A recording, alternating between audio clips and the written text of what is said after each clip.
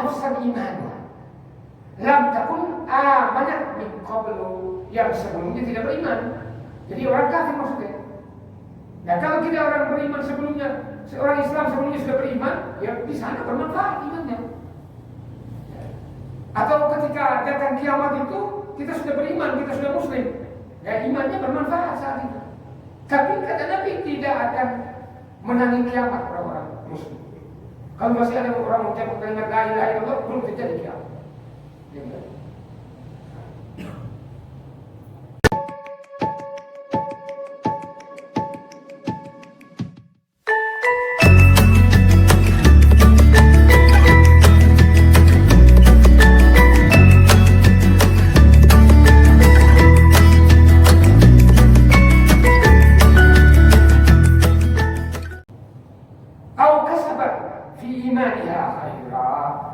atau dalam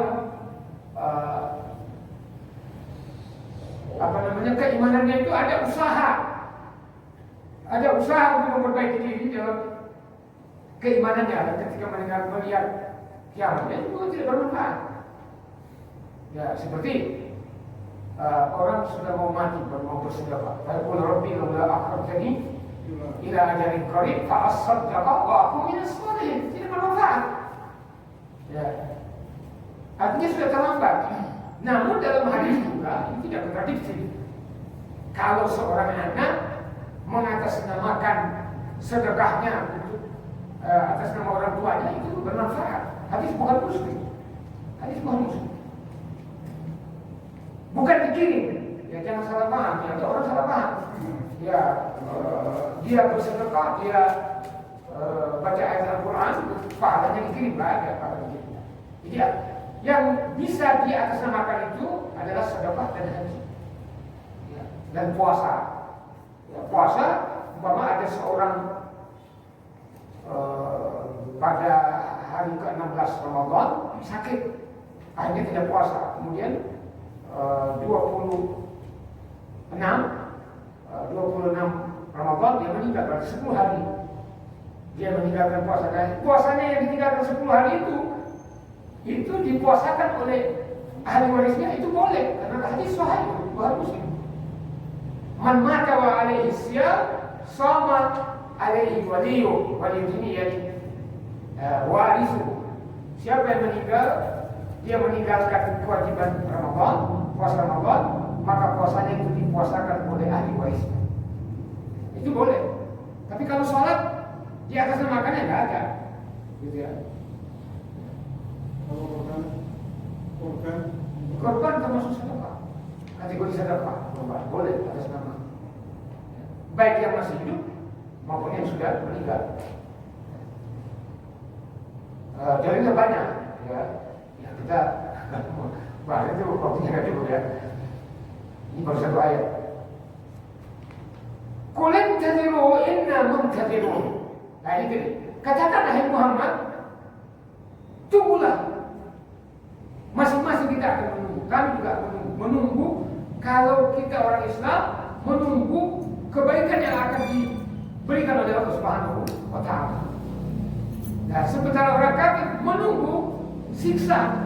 Ya tunggu aja nasibnya. Ya, cuma manusia ini kita kadang-kadang terlalu tergesa-gesa. Kalau jengkel sama orang, bikinnya orang itu langsung diazab. Ya, itu manusia. Ya, wakana insanu ajula dalam surat Al-Isra. Manusia ini memang suka tergesa-gesa, mau cepat-cepat. Ya, sebenarnya kalau ada orang menzalimi kita, memfitnah kita, menuduh kita dengan tuduhan yang tidak benar, gitu ya, berusaha untuk menyikut kita, berusaha mendongkal kita, ya sabari aja, ya tunggu aja, ya apa namanya, balasan dari Allah Subhanahu Wa Taala, lambat atau cepat. Ya, namun kita sebagai muslim tidak boleh ada dendam. Ya, bila perlu kita doakan dia dapat hidayah. Ya, tapi itu ambil. Namanya kita manusia pasti kadang-kadang jengkel. Itu ya kan, bisa gitu. Tapi kalau kita memaafkan, wa indah, wa tasfahu, ayo, kalau kalian memaafkan itu lebih baik. Ya. Ini yang aneh. Maunya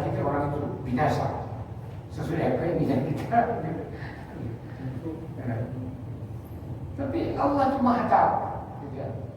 Allah itu maha memantau, mengawasi segala tindakan manusia. Jadi itu ayat pertama tadi. Jadi sebaiknya kita apa yang kita garis bawah dari ayat pertama itu? Ya sebaiknya kita serahkan saja urusan orang kafir ini kepada Allah Subhanahu wa Ta'ala. Yang kedua, bahwa kita jangan seperti orang kafir nanti sudah melihat azab baru mau beriman, baru mau sadar. Ya. Dan yang ketiga, ya kita menunggu keputusan Allah lebih baik. Apa yang diputuskan oleh Allah itu yang lebih baik. Kemudian ayat kedua, yaitu ayat 159, berfirman, nah ini menyangkut orang atau umat yang berpecah belah. Jadi innal ladzina farraqu dinahum. Sesungguhnya mereka yang farraqa, memecah belah agama mereka. Ya bergolongan menjadi bergolongan-golongan. Ya seharusnya kita ini umat Islam ya satu golongan aja. Ya. Nah, kan menyinggung Yahudi ini. Kita dilarang oleh Allah mengikuti orang Yahudi. Yahudi itu terpecah menjadi 71 golongan. Ya, orang Nasrani 72 golongan. Nah, ada dalam hadis yang menurut Profesor Suparman ketika di PAY, saya ikut itu. Profesor Suparman Syukur itu dosen IAIN, UIN dulu IAIN, ya, membimbing tesis saya itu Pak beliau. Ya, menyatakan bahwa hadis yang menjelaskan umat Nabi Muhammad terpecah menjadi 73 golongan ada sisi dhaifnya. Ya. Karena ada yang bernama Ahmad di situ, itu dia orangnya dhaif, sanadnya dhaif. Jadi seharusnya kita menurut Al-Quran yang bersatu. Apalagi hadis yang menyatakan ikhtilaf ummati rahmah, perbedaan pendapat umat itu adalah rahmat, itu hadis maudhu, bukan hanya dhaif, itu maudhu. Ya palsu, maudhu itu palsu, tidak benar itu. Ya karena kita dilarang oleh Allah dalam surat Al-Imran. Mengatakan wala takunu kalladzina tafarraqu waqtalafu min ba'di ma ja'ahumul bayyinah. Jangan kalian menjadi seperti orang yang bercerai-berai dan berbeda pendapat, berselisih paham setelah datang mengenai agama mereka, setelah datang kebenaran pada mereka. Ya kita tidak boleh berpecah belah. Ya. Adapun berbeda pendapat dalam masalah furu'iyah atau khilafiyah itu tidak apa-apa. Contoh ini, kalau kita tahiyat, ini furu'iyah.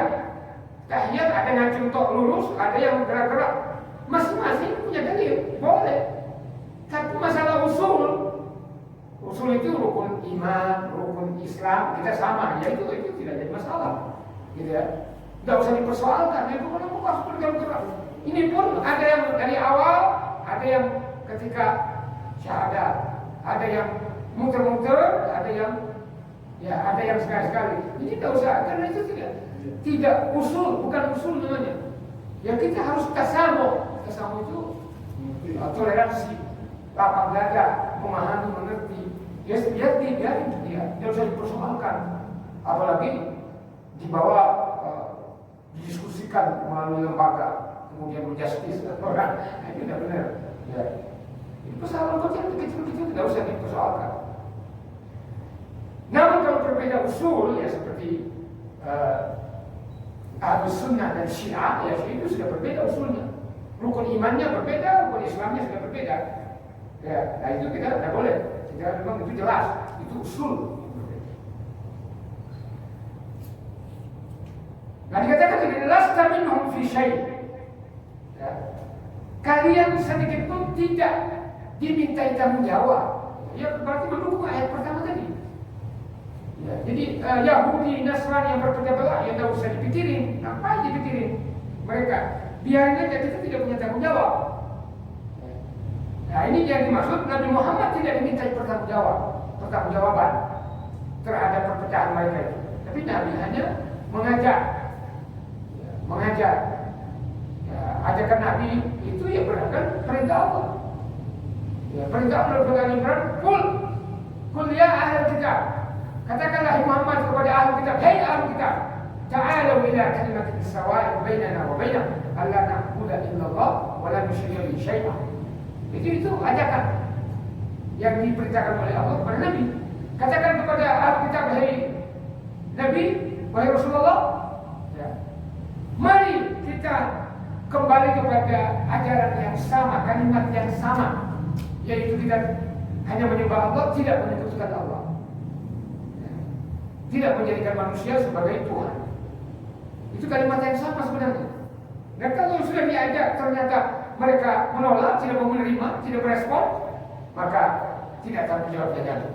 Apalagi kita manusia, bukanlah kita menjawabnya ustaz-ustaz, tetapi ada dibolehkan kita berdebat, berdiskusi agar mereka sadar seperti Dr. Zakir Naik, Ahmad Didat, Syekh Ahmad Didat, seperti di Indonesia itu ada banyak pendeta-pendeta yang kemudian menjadi ustaz, mereka diskusi untuk mempengaruhi supaya mereka masuk Islam.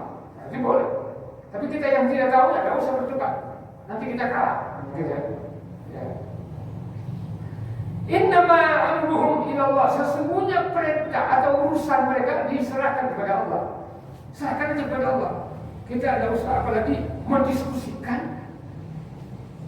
kakek Nabi, ayah Nabi, ibunda Nabi. Ngapain kita mau diskusikan masuk neraka atau masuk surga? Itu urusan Allah, ya kan? Tidak usah diperdebatkan itu.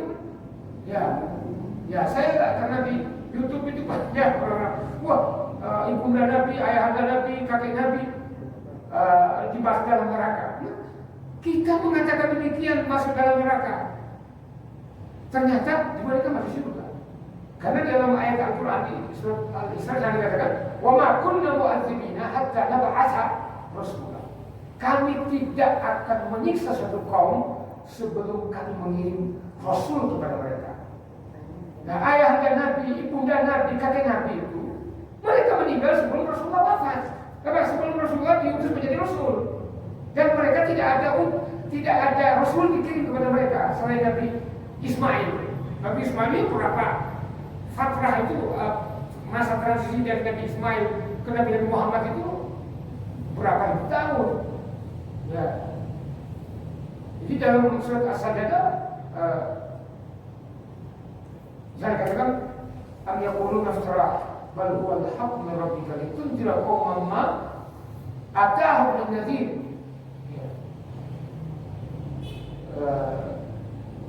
Bahwa Al-Quran itu ditujukan kepada kaum yang sebelumnya belum ada Rasul yang dikirim kepada mereka. Nah, siapa ini? Ya orang-orang Quraisy yang dulu belum mendapatkan Rasul selain dari Nabi Ismail. Mereka masih berpegang terhadap beberapa ajaran Nabi Ibrahim. Namun mereka menyebutkan Allah. Nah, itu tidak perlu, serahkan saja kepada Allah. Summa yunabbi'uhum bima kanu yaf'alun. Kemudian Allah Subhanahu wa taala akan menjelaskan, memberitahukan kepada mereka segala apa yang mereka kerjakan. Jadi itu ayat kedua tadi. Jadi ayat kedua ini yang kita garis bawahi, bahwa kita tidak boleh sesuai dengan haram berpecah belah. Kita tidak boleh jangan hanya fanatisme dengan organisasi. Ya sebenarnya NU itu organisasi, bukan golongan yang dimaksud dalam 73 golongan tadi. Muhammadiyah itu organisasi, Al-Irsyad itu organisasi, apalagi Persis itu hanya organisasi, bukan golongan yang dimaksud dalam hadis 73 golongan itu. Kemudian yang kedua, urusan orang kafir kita tidak dimintai tanggung jawab. Ya, kita serahkan aja kepada Allah yang akan mengadili mereka pada hari kiamat. Kemudian ayat terakhir Allah berfirman, "Man jaa'a bil hasanati." Nah, ini kabar gembira bagi kita. Bahwa ini juga pada hari kiamat. Barang siapa pada hari kiamat membawa kebaikan, man jaa'a bil hasanah. Ya. falahu asyru amsalha, maka dia akan diberi pahala 10 kali lipat. 10 kali lipat.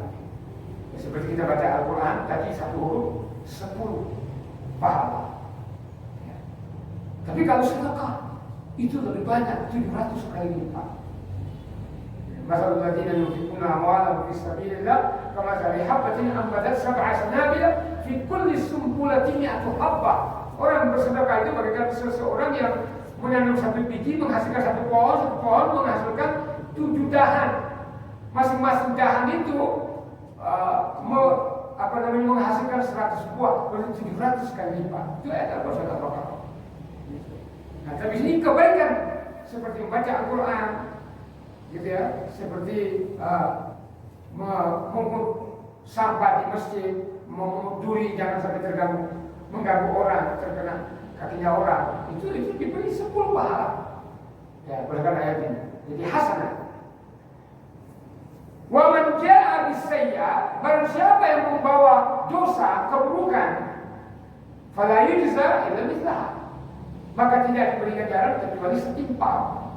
Nah, jadi dalam hadis kursi yang sahih, Nabi Allah berfirman, diriwayatkan dari Nabi, Allah berfirman kepada para malaikat yang mencatat amal manusia itu rakib dan atid. Ya. Allah berfirman, fa in hamma abdi, apabila hambaku berniat ya, melakukan kebaikan, faktubuha lahu hasanatan wahidah, maka catatlah bagi orang yang berniat kebaikan itu 1 pahala baginya. Wa in amilaha, apabila ia mengerjakannya, faktubuha lahu asyra hasanah, maka tulis baginya 10 pahala. Sama ya, gitu ya.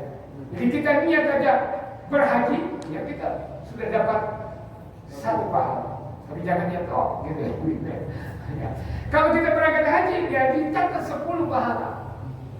Tapi sebaliknya, wa in hamma abdi bis-sayyi'ah, kalau hambaku berniat melakukan kejahatan, fala taktubuha lahu, maka jangan kamu tulis bagi yang berniat itu baginya dosa kamu. Wa in amilaha, kalau dia mengerjakan, faktubuha lahu, maka baru tulis untuk orang yang berniat dan melakukan kejahatan itu sayyi'atan wahidah, 1 dosa saja. Jadi kalau melakukan kebaikan diberi pahala 10, tapi kalau melakukan dosa diberi hanya 1 dosa. Kenapa? Karena kebaikan itu hanya dikerjakan. Sementara kalau kejahatan ya gampang.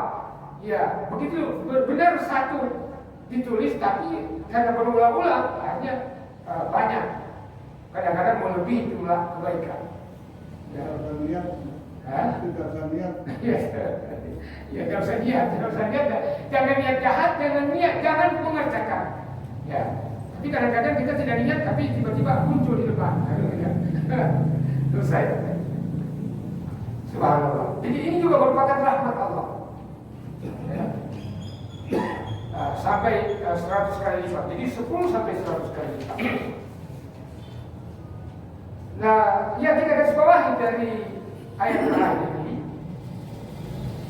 bahwa kebaikan dilipat gandakan, sementara keburukan hanya dibalas sesuai dengan perbuatan kita hanya 1.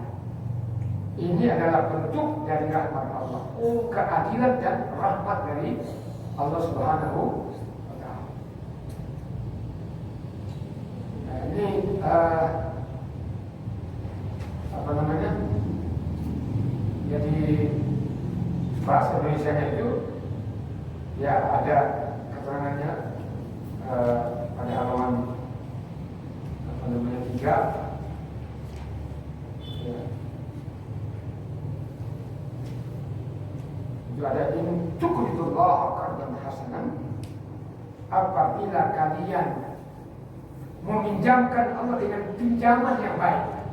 Ya, kalau orang Yahudi memahami ayat ini ketika turun, berarti Allah itu miskin. kok minta pinjaman dari kita? Kami kaya, karena kami minta supaya memberi piutang. Nah, ini bandel orang Yahudi seperti itu. Yang dimaksud memberi pinjaman di sini, umpama suatu perang, ketika perang Tabuk. Nabi mengumumkan siapa yang maminku minal mutabarri'in, siapa di antara kalian yang mau menyumbang? Kata Abu Bakar, separuh atau seluruh harta saya. Kata Abu Bakar, Umar, separuh. Ya.